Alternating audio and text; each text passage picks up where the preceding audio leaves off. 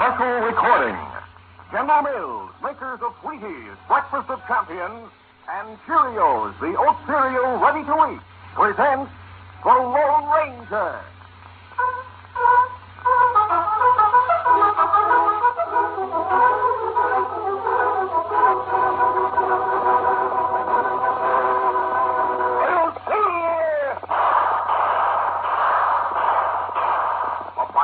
With the speed of light, a cloud of dust, and the haughty Hi-Yo Silver, the Lone Ranger.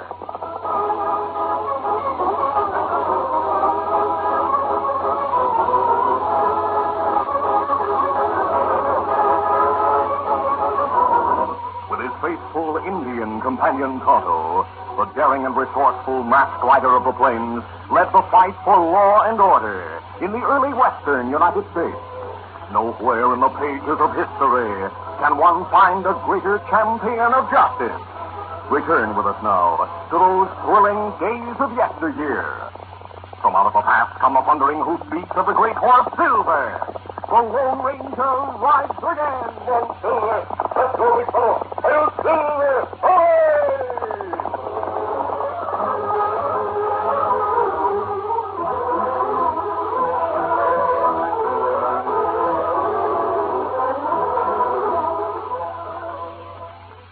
And here's the Lone Ranger. A long time ago, a man fought an enormous animal bigger than an elephant.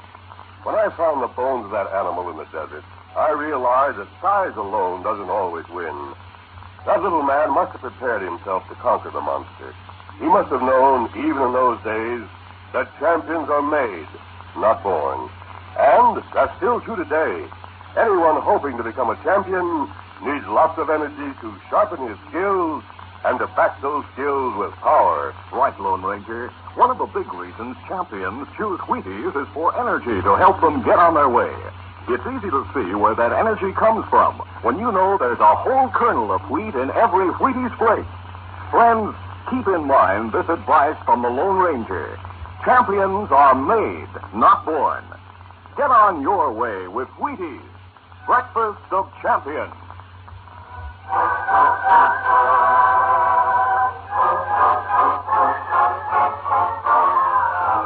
Frank Norton, in the rear office of his combined cafe and gambling hall, looked out the window and watched the stagecoach stop in front of the bank across the street. Two guards, one of them carrying a bulky canvas bag, emerged from the coach and entered the bank. Norton turned to his lieutenant, Eddie Cassidy. Eddie, did you see that? Looks like a money shipment, doesn't it? Sure does, Frank. When the Kansas City stage brings in two men looking after one shipment, it means plenty of money. You, have any ideas, Frank? Yeah, I think I have. I have an idea. I want to talk with Lee Madison. But Lee Madison, young teller at the bank, came to Norton's office that afternoon before the gambler summoned him. Madison was visibly disturbed, and there was desperation in his voice as he closed the door behind him. No one saw me come in. Don't worry, no one did. Sit down, Lee.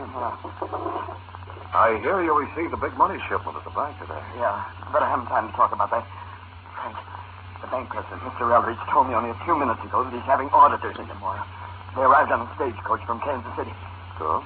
Frank, I'm short in my accounts. The money I lost here gambling hasn't been my own. At least not after the first few $1,000. I stole $8,000 from the bank. Which I didn't ask you to do and which doesn't concern me in the least. What does concern me is the fact that I hold IOUs for $11,000. What about those? I can't pay you, Frank. You know that. What I do want is for you to lend me $8,000 tonight. Are you crazy? Frank, you must. It'll be only for a few days. Till after the auditors go. I'll get it back to you then. I'm not interested. You see this gun, Lee? Why? Thinking a gun like that? No reason. Just nervous, perhaps. Lee, all this trouble you're in is of your own making. You know, whatever happens to you, you're the one who caused it to happen. I don't know. Maybe you're right, but... Frank, I don't want to go to jail. You're not going to jail. Oh, you mean you're going to lend me the money? No. Killing you will be better. Huh? That way you don't have to go to jail. That way you can't implicate me in your crimes. True, I'll lose the money you owe me, but alive, Lee, you're more trouble than you're worth. Oh, Frank, Oh, don't kill me, please. Of course you don't have to die. No more than you have to go to jail. Oh, what do you mean? You received a big money shipment at the bank this morning. How much was in it? Speak up, how much? I'm not sure. About $25,000. Why? That's a nice sum, Lee. A perfect sum. If you were to make it possible for me to steal that money, I'd cancel that $11,000 you owe me. Oh, but the auditors would still find it's yours. Not if the bank's cash reserves as well as the $25,000 were taken. You have other money in the bank safe, haven't you? Yeah. So if there's a robbery, you're in the clear. No one will ever know of the shortage. Why? Oh, that's right. And what's more, Lee, I'll cut you in for a share of the loot. Your what? Oh, that's right. You want me to steal the money? No, not you. That might be too obvious. I'll have some friends of mine do that. And while they're robbing the bank, you'll be able to set up an alibi for yourself and be in the clear. There's not a chance of your being involved if we do this thing right. Lee Madison's desperate situation, Frank Norton's persuasiveness, and Madison's innate weakness of character caused him to relent. He agreed to pave the way for the bank robbery.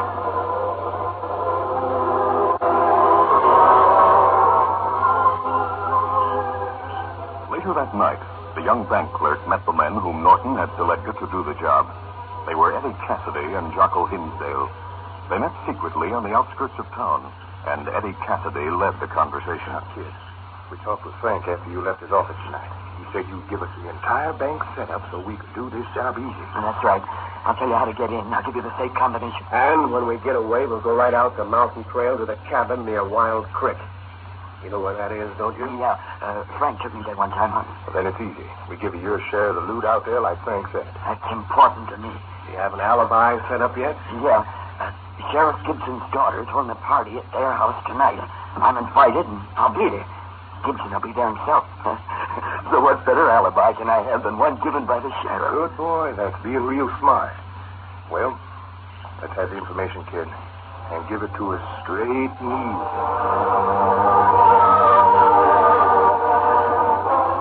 It was shortly after midnight when the two crooks masked made their way into the bank by breaking open the rear door.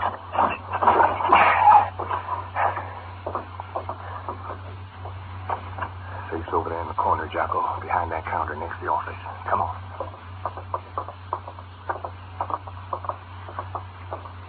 Here we are. Now light the candle and let's open this thing.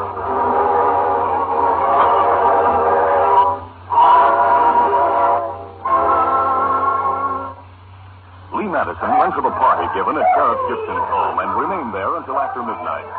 Sure that his alibi was established, he prepared to leave when suddenly the door opened and the soundsman, Roy Shannon, made an excited entrance. Sheriff, the bank's being robbed. What now it's being robbed? Are you sure, Roy? Yeah, I saw a light inside. Now look in through the window. There's two hombres kneeling by the safe. Wait till I get my gun. Oh, it would have to happen when all my deputies are away. Right. Lee, what's the matter with you? You look sick. The bank? Well, come along. It's where you work. We'll need you. Yes, sure. Sheriff Gibson hurried from his house, followed by Roy Shannon. Lee Madison, ashen-faced, lagged behind. As the lawman neared the bank, he yelled over his shoulder to Shannon. Roy, we'll need help. I'll cover the rear door of the bank. You run to the fire bell and sound the alarm. Arouse everybody out into the street and hurry. As Roy Shannon ran to the huge bell that hung at the end of the street, Sheriff Gibson sped to the rear door of the bank, figuring to make an unexpected entrance there. But at that moment, the door opened and two men emerged. One carried a canvas bag and the other held two guns. The sheriff shouted, Get your hands up. I got you. Reach. Before he could shoot, Jocko Hinsdale's guns blazed. As Sheriff Gibson fell to the ground, the robbers ran past him and mounted their horses. Eddie, they're sounding the fire alarm. That means the whole town will be out. Jocko, right back there through the woods. Let's go. Get up there. The Lone Ranger and Tonto, camping in the hills outside of town, were aroused by the sound of the great bell, heard plainly in the still night. Otto, that's the alarm bell in town. Something's happened there. Let's go. A few minutes later, the masked man and Indian, astride their great horses, started toward town. The moon was high in the sky, and the Lone Ranger, looking down on the crossroad below, reined his horse abruptly. Otto, you see down there? Two men ride fast on horses. Yes. They're wearing bandanas across their faces, Tonto. I'm sure of it. They're riding away from town. Must be crooks. The only answer. That's why the alarm was ringing. Tonto, let's go. We're going after them. Come on, Scout.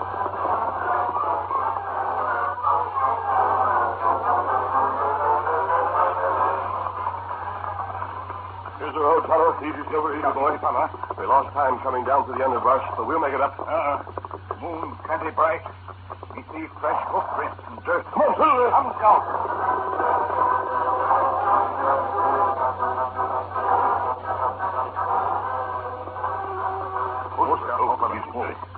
Keep us up here. We get near creek now. Maybe them ride through water, try to lose trail. Quiet, Tonto. Listen. Me hear horses. Yes, Tonto. Perhaps those are their horses. We'll just mount here and make our way quietly to where that sound came from. Easy, steady, be. Easy, fella.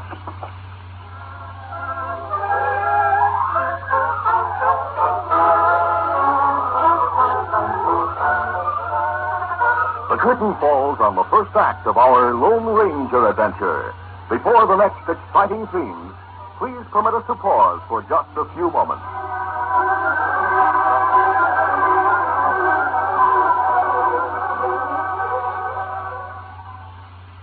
Cause champions are made, not born. Yes, sir. Get on your way. Get on your way. Get on your way with Wheaties. You'll never get discouraged if you keep in mind champions are made, not born. Let's see how Tom Sears, pass catching end for the Los Angeles Rams, got on his way. At 12, Tom played football a lot, and many a bump is what he got. But he kept trying, never quit. And here's what helped to keep him fit. He ate his Wheaties every bit. Today, Tom sparks those touchdown drives. It's Wheaties still on which he thrives. Wheaties to Fears. There's a pass combination that's been clicking steady now for 19 years. Real energy in Wheaties. There's a whole kernel of wheat in every Wheaties place. Okay, Tom, smash that pass. Hey, hey, hey! He's on his way, on his way. He's on his way, on his way. Get on your way with Wheaties. Cause champions are made, not born. Yes, sir. Get on your way. Get on your way. Get on your way with Wheaties. Breakfast of champions.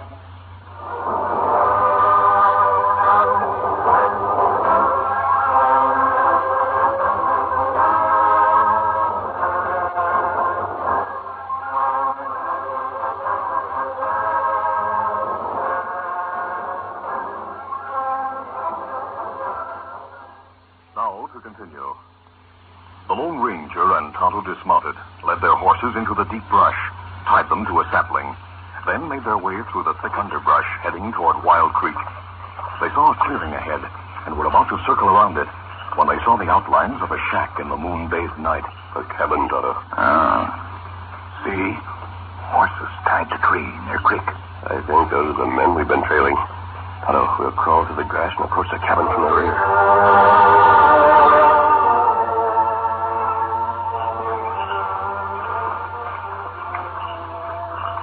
Here we are, Tonto. There's a window right above us. Someone talk inside. Get to your feet. Let us know what they say. Inside the cabin, the two bank robbers, Eddie Cassidy and Jocko Hinsdale, counted the last of the bills that made up the loot from the robbery. A dimly lighted lantern revealed the money scattered on the table. Hey, Jocko. Well, this is almost twice as much as Frank said we'd get. Yeah, there's $43,000. I wonder if Frank has any idea how much we were going to get. Well, if he did, he didn't mention it to me. Hey, Jocko, you think we could hold out $18,000 for ourselves? Not say anything to the boss. Just give him 25. You forgot about the kid. But why wait for him? And why turn over any of this money to Frank Norton? Jocko, Frank's a smart hombre. We know that. If we double-crossed him on this job, he'd track us down some way. I don't know how he'd do it, but he'd do it. Listen, Eddie. Frank Norton can mark cars and fix the wheels in faro banks. But he can't put a mark on us if we're in San Francisco or someplace like that. Now, what do you say? It's a deal, Jocko. Good. Let's put the money back into this bag. And there. Push that pile of bills over, huh? Right. That's it. At the... Yeah. You ready to go now? Sure. Eddie, carrying the money-filled bag, led the way to the door and opened it. What's your hurry, boys? Hey, wait. The masked man. Move back into the cabin. They're covered. Jocko, behind Eddie and shielded by his partner, drew his gun. Out of the way, Eddie. Let me... Oh, my arm. I was shot. Who did did that? Nice shooting, Tonto. I had a friend covering you from the window, Eddie. Drop that bag and reach for the ceiling. Oh. That's it. Come inside, Tonto. Look at my arm. It's bleeding. Tonto will bandage it. You're not going to die. You and your pal were listening outside. Yes, watching, too. You were so busy with your loot, you didn't see us, did you? No. That's why we were able to cover you from both sides. Kimasabi, me 6 wounded man. Yes, Tonto. When you've done that, tie his wrists and ankles. I'll do the same to this fellow. Hey, what's the idea? You're going to leave us here and take the money? No, we'll stay and wait for your other pal, the bank clerk. The one you call the Kid. The Lone Ranger and Tonto bound the two crooks after Jocko's wound had been bandaged. Then the masked man sternly gave instructions to the two crooks. He ended by saying, And you'll do exactly as I say, or we'll use our guns. You understand? Yeah, I hear you. And if you want to take the kid, go ahead. He's the one that got us into this. Yeah, he's the one. We'll do what you say. All right. But judging from what I heard, Frank Norton's the one who got you into this. Sit down on these chairs in front of the table. All right. Now stay there. Do as I told you. We'll be crossed behind the table, just in case you get ideas. Don't worry about that. Oh, no, put out that lamp, please. Kimasabi. Yeah. Good. Now we'll wait.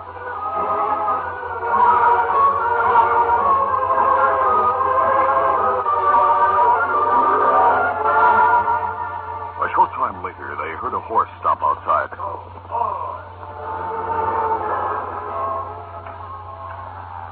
Then, after an interval, the door to the shack opened and a figure stood there, silhouetted in the moonlight. Eddie. Jack. You here? Yeah, kid. Come inside and close the door behind you. Sure. What's the matter with the lamp? Leave it out. Might be seen from the outside. Did anybody see you head up this way, kid? No, I made sure of that. I rode behind the posse. Posse kept riding along the road down below. I waited till they came to a turn in the trail, and I fell back and made my way up here. They didn't get wise to me at all. Where's the money? Here. Behind us on the table. Well, what about the sheriff? Did he die? No, you just wounded. What about Frank? Where's he? He didn't ride with the posse. Last I saw him, he was sitting in the rear of the cafe, playing cards with 3 other fellows. Sure, he would But be. look, I want my share of the money. Where is it?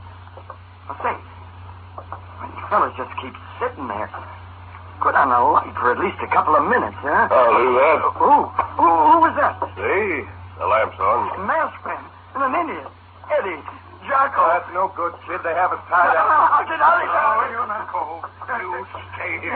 John Hartley, don't shoot that gun. And come back into the center of the room and start talking. Talking about what? Everything. And you'd better talk fast. He's a tough hombre, kid. You're just a pigeon. You'd better talk. Besides, he's promised to take me to a doctor when we get back to town. Back to town. Yes.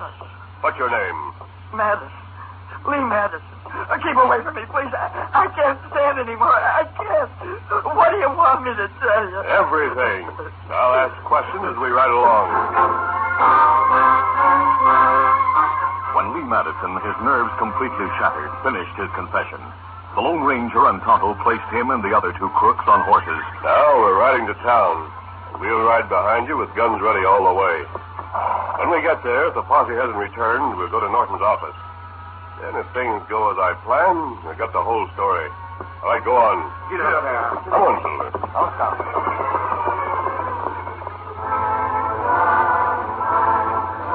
A short time later, in his cafe, Frank Norton spread 5 cards in front of the pile of blue chips stacked in front of him.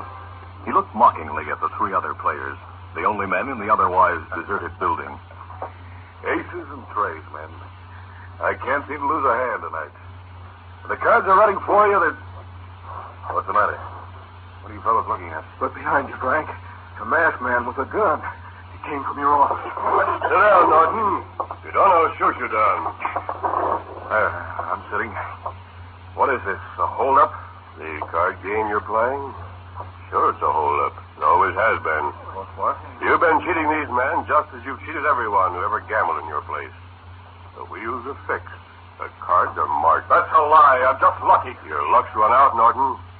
You men who have been playing here, put out the card you've been using face downward on the table. Sure, I'll do that. Let me prove something to you men. Those cards are readers. They're marked on the back in a way that you can't notice. That's a lie. Don't believe it. Sit down.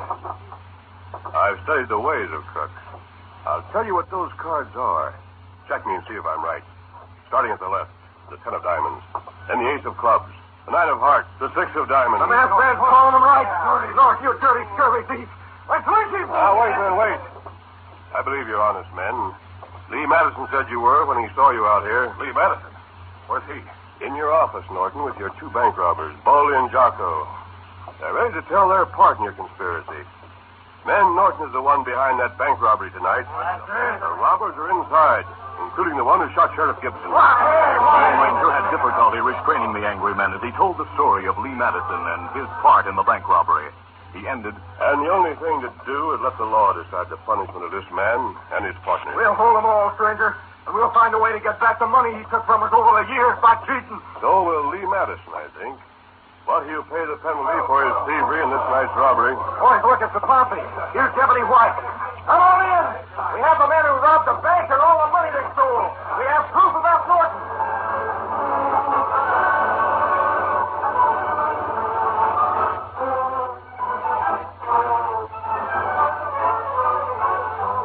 It was 2 hours later when lawmen, with Lee Madison's help, had the confessions of all the crooks involved. Deputy Sheriff White said, And every crime but murder is on the list. And it's just luck that Sheriff Gibson's going to live. Oh, we'd have murder, too. Addison, will you sign the confession? Yeah, I'll be glad to. And I'll take whatever punishment's coming. Well, what are we waiting for? You're going to take me to jail? Get it over with. I'll take you, Norton. And I'll place a guard around the place to keep you from being lynched. But the honor of arresting you should go to the...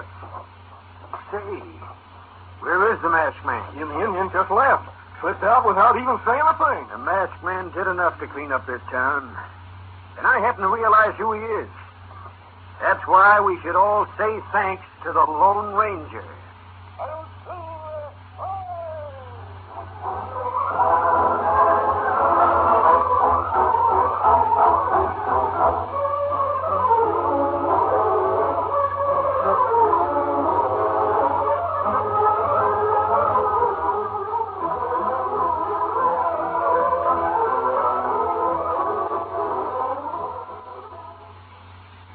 Harry is the boy of fire. He brings wild animals back alive. He can capture lions, 'cause he knows he's got go power from Cheerios. Yes, he's got go power. There he goes. He's feeling his Cheerios. Cheerios. Cheerios. Say, you want to try Cheerios, the delicious food with Go Power. Cheerios, the oat cereal that needs no cooking. Add milk, and you've got just the breakfast to start a healthy, happy day. It's real muscle-building food. Every spoonful contains vitamins, minerals, and proteins your body needs. They help give you healthy nerves, good red blood, strong bones and muscles. So eat Cheerios. People will say, he's feeling his Cheerios.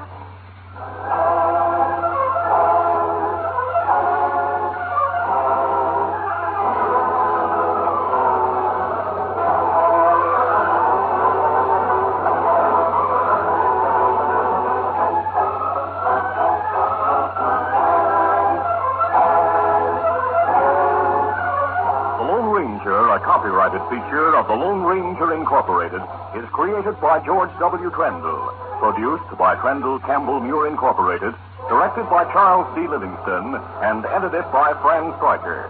The part of the Lone Ranger is played by Brace Beamer. Your announcer, Fred Foy.